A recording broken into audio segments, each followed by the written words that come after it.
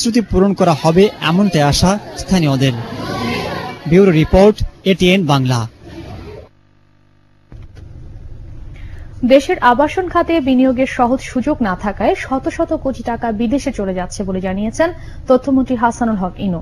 দেশের অনেকেই Malaysia, Dubai, America গিয়ে বাড়ি কিনছেন বলেও জানান তিনি। রাজধানীতে রিহাব বর্ষসেরা সাংবাদিকদের পুরস্কার বিতরণী অনুষ্ঠানে এসব বলেন তথ্যমন্ত্রী। সিরডাপ মিলনায়তনের এই অনুষ্ঠানে আরও বক্তৃতা করেন রিহাব সভাপতি আলমগীর শামসুল আলামিন। এ সময় এটিএন বাংলার বিশেষ প্রতিনিধি কেরামতুল্লাহ বিপ্লব সহ প্রিন্ট ও ইলেকট্রনিক মিডিয়ার 20 জনকে 2014 সালের বর্ষসেরা সাংবাদিক পুরস্কারের চেক ও ক্রেস্ট তুলে দেন তথ্যমন্ত্রী।